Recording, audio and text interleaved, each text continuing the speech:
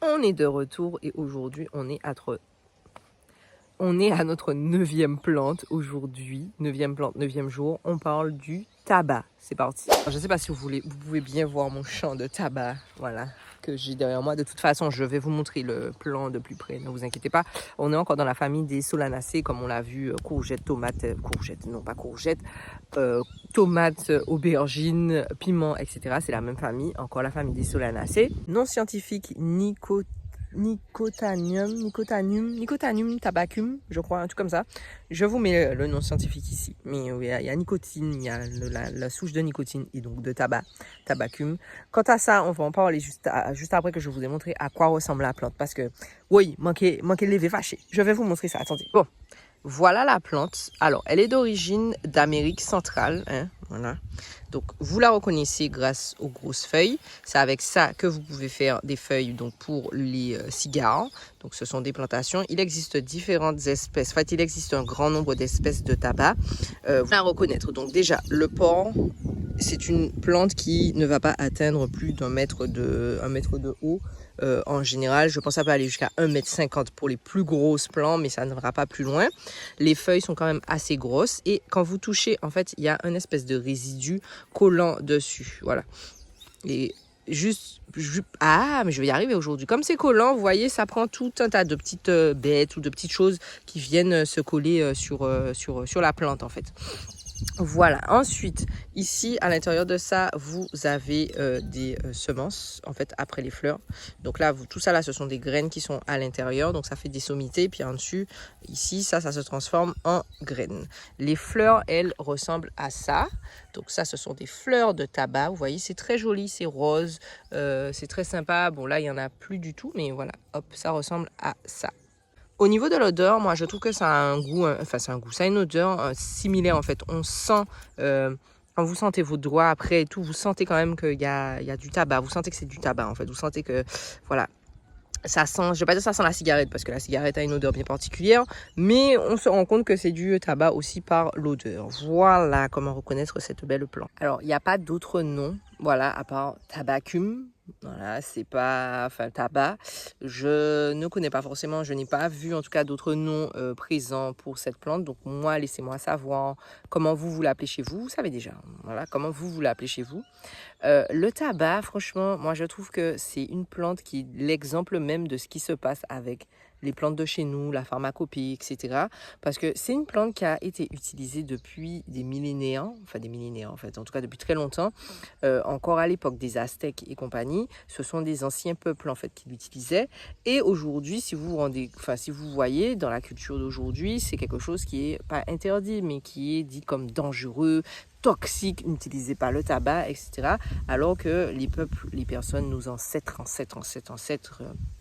surtout dans cette partie du globe, l'utilisaient. Donc on ne sait plus trop sur quel pied danser. Je vais récapituler un peu l'histoire du tabac avant de passer à son utilisation. En fait, il faut savoir que vous avez deux noms. Vous avez nicotine, donc le nom scientifique, comme vous l'avez vu, c'est à base de nicotine. Enfin, c'est la base, la première base, pardon, j'ai l'impression qu'il y a des fourmis qui me piquent. Oui.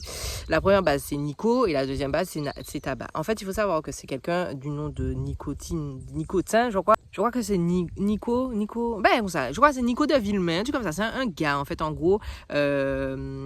Après, alors, ils appellent ça les peuples précolombiens. Je trouve ça tellement arrogant en fait de donner par rapport aux les peuples précolombiens. Non, ce sont juste les Aztèques et compagnie. Nommer un chat par le nom d'un chat. En fait, arrêtez de vouloir dire. En fait, il faut juste dire le mot français avant la colonisation. Voilà, utilisons les bons termes. Ne mettons pas précolombien, pré-machin. J'ai trouvé ça tellement souvent dans les recherches. Les peuples précolombiens. En gros, c'est avant l'arrivée de Christophe Colomb, avant l'arrivée des colons, avant l'arrivée des colonisateurs. Voilà, parlons le français. Bref, donc avant l'arrivée des colonisateurs, le tabac était déjà utilisé, comme je vous ai dit, dans ces civilisations-là, par les Aztèques et par d'autres civilisations qui l'utilisaient dans la vie quotidienne, dans leurs rituels, par les chamans, etc. Ça faisait partie de leur quotidien. Et puis, il a vu la plante, il a pris le savoir, en fait, de ces personnes, et il est retourné en France, il va en France avec la plante, avec Donc il est arrivé et puis il a donné ça. En fait, il a apparemment, hein, dans les écrits, ce serait qu'il a donné ça à la reine. En tout cas, il y a une histoire de reine de Portugal ou de France, en tout cas en Europe. Il a donné ça à la reine Catherine, il me semble, parce que madame avait des maux de tête. Et il lui a dit, tiens, prends ça. Et ça lui a soulagé ses maux de tête. Et en fait, ben, depuis, parce que Catherine a été super contente de Nico, eh ben, elle a dit à Nico, ben, tu sais quoi, Nico, on va nommer la plante nicotine par rapport à toi. Voilà. Où est le respect? Je ne sais pas. Ils ont donné le mot nicotine et en fait ils ont gardé le mot tabac parce que tabac c'est arawak ou je ne sais plus exactement, je vous mettrai ça ici, mais c'est une contraction de deux termes et quelque chose comme ça. Si je me trompe, de toute façon je vais vous écrire cela, mais c'est de mémoire. Et donc tabac serait le vrai terme. Mais en gros c'est les grands traits. Les grands traits, c'est que encore une fois les colons sont arrivés quelque part, ils ont pris le savoir, ils l'ont emmené chez eux et ils ont fait comme si c'est eux qui l'avaient inventé. Voilà, on pense que ça vient, je sais pas, on sait que la plupart des gens savent que tout ce qui est tabac, cigares et tout, ben, c'est Cuba, c'est compagnie, mais on ne sait pas vraiment la vraie histoire et on ne sait pas que ben, c'est des peuples. La France, ce n'était même pas la France que ces peuples-là, enfin la France, l'Europe en général n'était même pas l'Europe que ces peuples-là utilisaient déjà le savoir des plantes en fait. Bref, je ferme ma parenthèse. On va voir l'utilisation du tabac. Avant toute chose, je sais pas, peut-être qu'il y en a qui savent pas, hein, je préfère partir du principe que voilà, tout le monde ne sait pas tout. Le tabac, en fait, c'est la plante, ok? Elle est super controversée, cette plante, parce que c'est c'est la base, en fait, du tabac que vous retrouvez commercialisé. Voilà, juste, voilà, le tabac que vous retrouvez dans vos cigarettes, là, le tabac, et puis le tabac aussi effrité, là, que vous pouvez acheter pour faire vos cigarettes, c'est ça, c'est la plante. Alors, il faut savoir qu'aujourd'hui, elle n'est plus utilisée sous forme médicinale du fait de sa toxicité. Mais regardez l'ironie, elle est toxique et pourtant on la retrouve dans des cigarettes, on la retrouve en libre-service, en vente comme ça pour vous empoisonner. Hein? Mais par contre, pour vous soigner, tout de suite, attention, bou, la plante, elle est diabolique, elle est toxique. Chercher l'erreur. Enfin bref, voilà. Parce que encore une fois, on a mis nicotine et on a assimilé nicotine dans de la cigarette avec la plante. Mais en fait, c'est un peu comme tout. La nicotine, la cigarette, vous avez énormément de cochonneries en plus du tabac. Oui, ça donne des cancers du poumon, ça donne des cancers de l'œsophage, toutes ces choses-là. C'est ça, je n'en disconviens pas. Mais c'est une forme qui est très concentrée. Là, quand vous prenez des plantes que vous soignez, on est d'accord, comme vous l'avez vu, si vous n'êtes pas nouveau sur la chaîne, je le répète, c'est la quantité qui tue. C'est le dosage qui tue, pas forcément. Enfin, la plante peut vous donner des irritations, à part bien sûr si vous allez choisir une plante qui est toxique, mais qui est mortelle. Mais sinon, la majorité des plantes qui, effectivement, à haute dose, peuvent être limite mortelles. Voilà, je pense que vous avez compris ce que je veux dire. C'est juste que, en fait, je trouve ça tellement hypocrite de la part de l'État, de la part de tous ces gens-là, de dire oui qu'aujourd'hui, la plante, attention, elle est dangereuse, elle est toxique, donc on l'interdit, vous ne pouvez pas en gros l'utiliser pour vous soigner. C'est un peu le même principe que pour la weed, c'est un peu le même principe que pour tout en fait. Bref, je m'arrête là. Alors comme je vous l'ai dit, c'est une plante qui est utilisée depuis bien longtemps. Donc avant, en fait, les Aztèques, les Mayas, toute cette partie du globe utilisaient la plante pour, en fait, sous forme, ils prenaient les feuilles, ils les mâchaient, et donc ils ingéraient le sucre sous forme de relaxant, calmant, un peu, pas euphorisant, mais vous voyez les effets vraiment un peu comme la marijuana quand vous fumez. Ben, c'est pareil, pour vous relaxer, pour vous mettre dans une transe. Et aussi pour permettre en fait de reposer le corps après une dure journée de labeur.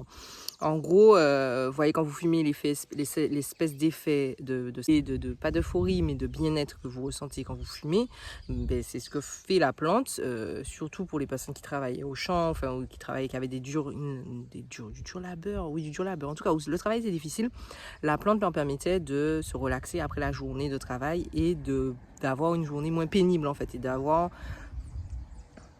je ne sais plus parler en fait. D'avoir l'impression que le travail était moins pénible. Voilà. Je pense que vous voyez ce que je veux dire. Après des recherches scientifiques qui se sont rendus compte qu'en fait la plante a un alcalide toxique. Donc c'est pour ça qu'ils ne le recommandent pas en interne.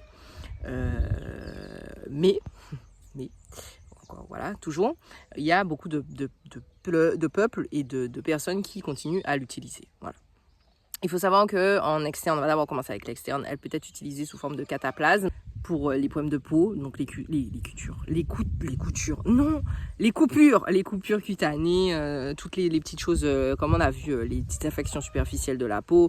Ça peut être aussi pour les entorses, les problèmes rhumatisales, enfin, si vous avez une fracture ou autre, en fait, des douleurs musculaires ou articulaires, on va dire, voilà, vous pouvez mettre un cataplasme de feuilles de tabac, légèrement chauffé, puis vous appliquez ça directement sur l'endroit où vous avez mal, mais aussi les morsures, voilà. Donc ça permettrait de soigner tout ça. Elle est aussi utilisée pour tout ce qui est les problématiques postpartum, donc si vous avez mal, je sais pas, au sein, si vous avez mal au ventre, etc. Vous pouvez faire aussi un cataplasme de la plante et laisser poser à l'endroit où vous avez mal. Il faut savoir quand même que quand Nico a ramené ça à Catherine, ils ont étudié un petit peu la plante aussi. Et à cette époque-là, ils disaient que le tabac, c'était la plante de tous les maux. Donc c'est pour ça, je vous dis, c'est très ironique en fait ce qui se passe sur le tabac, parce que enfin, je me dis, c'est quand même, tu inhales la plante. Majoritairement, tous les jours, il y a des gens qui inhalent jusqu'à des fois 4 paquets. C'est déjà beaucoup, hein. Et pourtant, c'est légal. Alors que, enfin, on vous dit de ne pas prendre la plante pure, enfin, donc l'essence même du produit qui, lui, n'a pas été modifié. Enfin, bref, j'arrête avec ce débat-là, mais ça me... Dites-moi ce que vous en pensez, parce que peut-être je suis la seule à psychoter là-dessus, mais dites-moi ce que vous en pensez, parce que je trouve ça un peu... encore une fois, un peu hypocrite. Au niveau interne, elle est utilisée pour, comme purgatif, donc pour faire des purges, aussi pour les vermifuges, donc pour vous enlever si vous avez des parasites intestinaux, puisqu'elle est quand même assez forte. Elle est aussi utilisée, alors nous on l'a utilisée pour les constipations très sévères, genre une constipation où ça ne veut pas sortir, vous avez du mal à faire sortir. Bien sûr, vous n'en prenez pas tous les jours, vous prenez une feuille et vous faites une infusion d'1 litre et vous buvez ça. Normalement, ça devrait vous envoyer aux toilettes en fait, puisque c'est purgatif, donc ça va vraiment vous nettoyer. Mais encore une fois, comme je le dis, le tabac, c'est pas quelque chose que vous allez prendre sous infusion tous les jours. C'est pas de la Tumo, c'est pas de la brisée, c'est quelque chose qui se prend une fois à dose très réduite, genre maximum 2 feuilles, parce que les feuilles sont quand même grosses, elles sont lourdes, donc ça vous fait déjà une feuille, vous fait presque 20 grammes. Donc voilà, on se calme. Vous pouvez même mettre une seule feuille dans 1 litre d'eau, ça suffit. On ne va pas excéder des quantités. Vous n'allez pas prendre vous n'allez pas prendre 7 feuilles de tabac et ficher ça dans 1 litre d'eau, le boire et penser que il va rien vous arriver. Non, c'est comme pour tout en fait. Dans certains pays, elle a comme vertu, donc pour la toux, donc les problèmes respiratoires, la toux, l'asthme, les bronchites, mais aussi les migraines et les nausées, comme on a vu avec la reine Catherine, là, ça lui a soulagé ses migraines, donc voilà, migraines, nausées, vomissements, mais aussi circulation du sang, voilà. Donc elle a quand même pas mal de vertus. Moi, la plus grande pourquoi on l'utilise, c'est plus pour les constipations ou pour faire chauffer en externe. Après, vous savez déjà de là où vous êtes, dites-moi ce que vous faites avec, parce que comme vous voyez, ça change d'un pays à un autre, ça change même d'une île à une autre. Mais en tout cas, ça revient souvent, le mal, c'est pour ça qu'elle est célèbre, hein, le mal de tête, les migraines, l'épilepsie, tous les maux en fait du système un peu nerveux, ça revient aussi. Bon, voilà.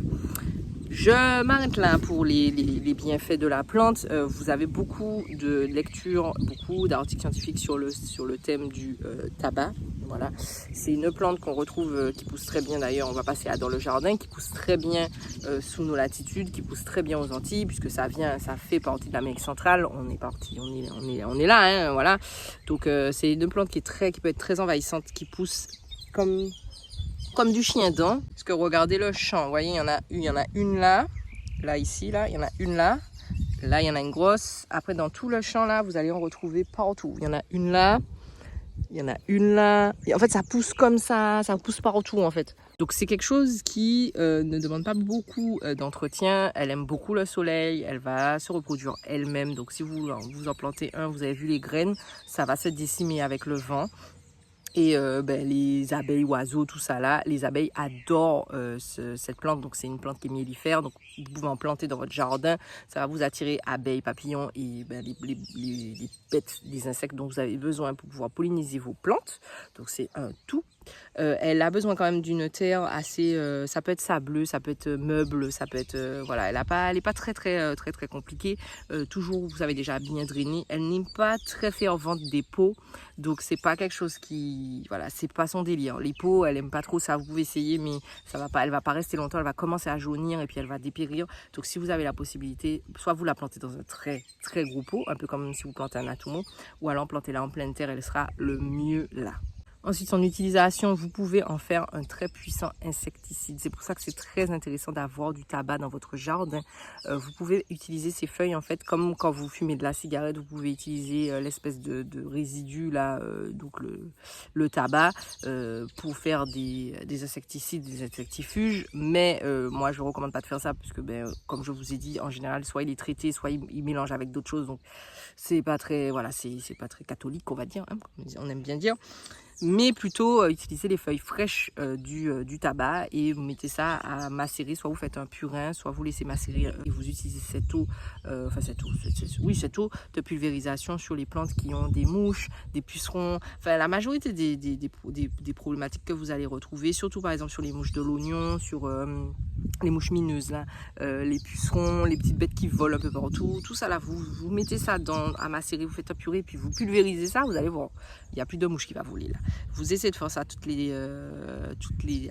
2 semaines d'intervalle. Si vous avez vraiment une infestation, une évasion, vous avez compris. Si elles ont cru que c'était chez leur maman, voilà, vous pulvérisez ça sur elles. Voilà. Je finirai sur la législation qui entoure le tabac, parce que je pense que c'est une question qui va venir dans les commentaires. Il y en a beaucoup qui vont dire oui, mais normalement on n'a pas le droit de vendre du tabac, nanana. Alors, légal, mais jusqu'à un certain point. Voilà, c'est un peu comme pour le CBD et le THC et la weed et la marijuana. Vous avez une légalité jusqu'à un certain point. Voilà. Je m'arrête là. Voilà, j'espère que je n'ai rien oublié parce qu'il y a tellement de choses à dire sur le sujet du tabac, mais j'ai pas envie de vous faire une vidéo de 25 minutes non plus. Laissez-moi savoir ce que vous pensez du tabac, voilà, qu'est-ce que vous en pensez de tout ça, comment vous l'utilisez, et puis vous savez déjà, un petit pouce, un petit commentaire, un petit partage. On se retrouve déjà demain pour la prochaine vidéo. Je vous mets la vidéo de hier ici si vous l'avez ratée, là voilà, là tout de suite là comme ça, et puis on se retrouve demain. Bye bye.